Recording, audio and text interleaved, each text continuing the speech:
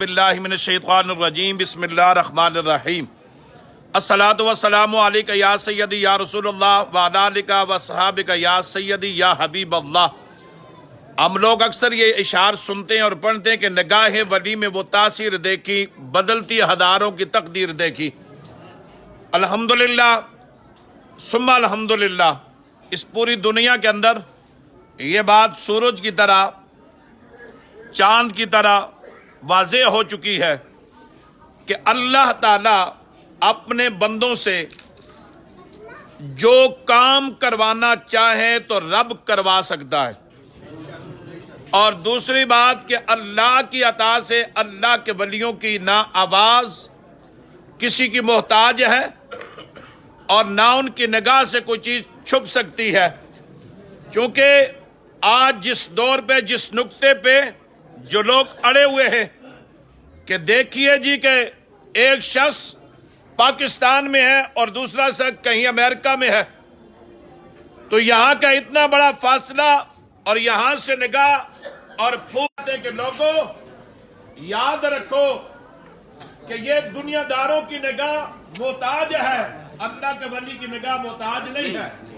نہ اللہ کی ولی کی آواز محتاج، نہ ان کی پھوکیں محتاج ہیں، اس لیے کہ اللہ کے ولی رب کے محتاج ہیں، اور رب چاہے تو اپنے ولی کی آواز کو جہاں پہنچا دے، اللہ کے آگے کوئی مشکل نہیں ہے۔ میں آپ کی توجہ چاہتے ہوئے کہ آج اس جدید دور کا کوئی سکالر، کوئی ممبر پہ بیٹھنے والا خطیب، کوئی تحریر لکھنے والا،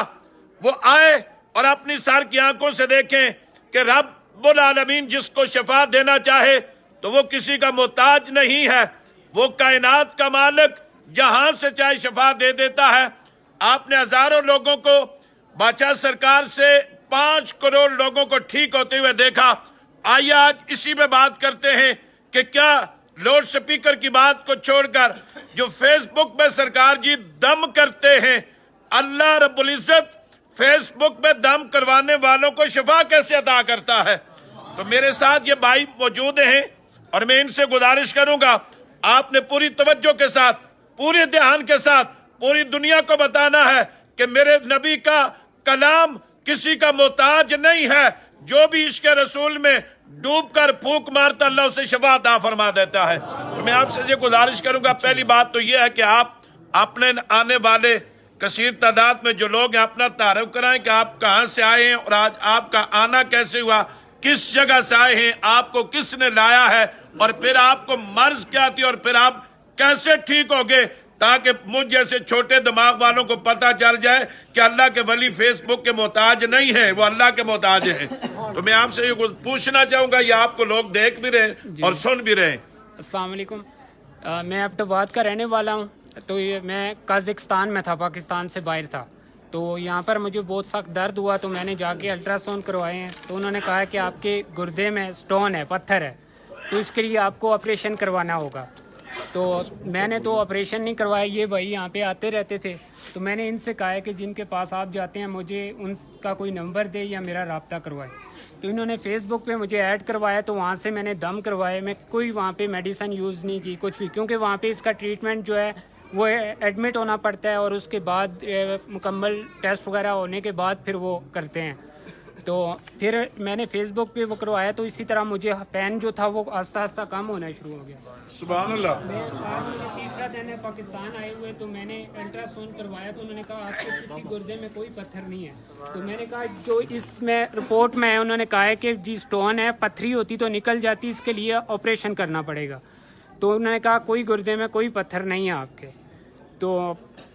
بس میرا کہنے کا مطلب یہی ہے کہ اللہ تعالیٰ کے کلام میں جو طاقت ہے وہ کسی میڈیسن، کسی حکیم، کسی ڈاکٹر کے پاس نہیں ہے۔ تو بس میں نے پورا دل سے میں نے یقین کیا کہ میں نے کہا جو کچھ بھی ہے، میں نے تو ان بھائی سے کہا جس دن میں لاہور ایئرپورٹ پہ پہنچا میں نے کہا مجھے اسی دن جانا ہے وہاں پہ، تو آج مجھے تیسرا دن تھا، تو پھر میں نے ان کے ساتھ یہاں پہ حاضر تو ہوا۔ آپ کیا کہیں گے؟ دیکھیں کہ آپ نے جو دم کرا فیس بک پہ کروایا نا سرکار جی، فیس بک آج پہلی بار آپ دربار شریف پہ آئے ہیں؟ پہلی بار آئے ہوں جی۔ تو وہاں آپ کے یہاں پر رہتے تھے، وہاں کتنا سفر بنتا ہے؟ یہاں کا کتنے گھنٹے لگتے ہیں؟ 2 3 4 گھنٹے لگ جاتے ہیں؟ مجھے وہاں سے تقریباً آنے آستانہ سے تاشکند تک آنے میں 3 گھنٹے لگے، وہاں 6 گھنٹے اسٹے کے بعد لاہور 2.5 گھنٹے کی فلائٹ تھی، اور وہاں سے پھر یہاں پہ آپ کو پتہ ہے کہ 6 سے 7 گھنٹے اسلام آباد میں لگ جاتے ہیں۔ ماشاء اب دیکھیے کہ اب بندہ یہ جن کے گردے میں اگر پتھری ہو وہ تو ٹھیک ہو سکتی ہے، گردے میں پتھری ہو ٹھیک ہو سکتی ہے، پتے میں ہو ٹھیک ہو سکتی ہے، اگر کسی کے دل میں بغض کی پتھری ہو تو وہ کہیں سے بھی ٹھیک نہیں ہوتی، منافقت کی پتھری ہو تو وہ چھوٹی سی پتھری وہ بھی ٹھیک نہیں ہو سکتی۔ میں یہ پوچھنا چاہتا ہوں خدا کے لیے یار، لوگوں کو کیوں ان کی آنکھوں پہ پٹی باندھنا چاہتے ہو اور ان لوگوں کو کیوں اندھیرے میں ڈبانا چاہتے ہو؟ رب کائنات کا قرآن وہ روشن ہے اور جہاں جاتا ہے وہ روشنی پھیلاتا ہے۔ بس صاحبزادہ خطیب حسین علی بادشاہ سرکار کا یہ قصور ہے کہ وہ بیٹھے بلاوڑا شریف میں ہیں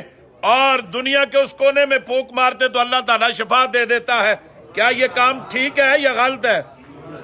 نہ یہ، اور اس کے آپ مجھے یہ بتائیں کہ اس بندے کو سرکار کو دیکھا اس نے نہیں ہے، ملاقات نہیں، تو یہ ٹھیک ہو گیا۔ تو اگر کوئی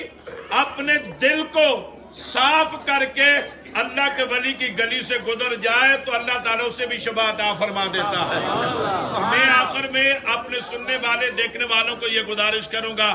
لوگوں یہ صاحبزادہ خطیب حسین علی بادشاہ سرکار کی طاقت نہیں، یہ میرے رب کی طاقت ہے، رسول اللہ کی طاقت ہے، اور یہ اللہ کے قرآن کی یہ طاقت ہے کہ آج وہ لوگ بھی سمجھ گئے ہوں گے کہ جن لوگوں کا یہ یقین تھا کہ بغیر آپریشن کے یہ پتھر ختم نہیں ہوتا، آج انہیں بھی پتا چل گیا کہ محمد کا نام لے کے پتھر کو پھونک مارو تو وہ بھی حیا کر جاتا ہے، لیکن منافق کے سامنے پیغمبر کا سارا قرآن پڑھ کے سناؤ تو اسے کچھ بھی نہیں ہوتا، اس لیے کہ اس کا دل کالا ہوتا ہے۔ تو جن کے دل کالے ہو جائیں، پتھر ہو جائیں، تو وہ میرے آقا کے پیچھے نمازیں پڑھ کر بھی ان کے دل موم نہیں ہوتے۔ تو مجھے یہ بتائیں کہ اللہ کے ولیوں سے ان کے دل کیسے موم ہوں گے؟ دعا ہے کہ اللہ تبارک و تعالی سپہ سالار عقیدہ ختم نبوت صاحبزادہ حق خطیب حسین علی بادشاہ سرکار کو عمر خضری عطا فرمائے اور آپ کے اس فیضان کو تا قیامت جاری اور ساری فرمائے کہ آپ کی پھوکوں سے، آپ کی دعاؤں سے اللہ نے کروڑوں لوگوں کی شفا عطا فرمائی ہے۔ اور ان منافقین کے لیے بھی دعا کرتا ہوں کہ مالک کائنات ان کے دل کے اندر جو بغض کا پتھر ہے اللہ اسے توڑ کر عشق رسول کی شمع روشن کر دے۔ کی محمد سے وفات تو نے تو ہم تیرے ہیں، یہ جہاں چیز ہے کیا لوح قلم تیرے ہیں، نگاہ ولی میں وہ تاثیر دیکھی بدلتی ہزاروں کی تقدیر دیکھی۔ اللہ حافظ۔ دربار علیہ بلاوڑا شریف۔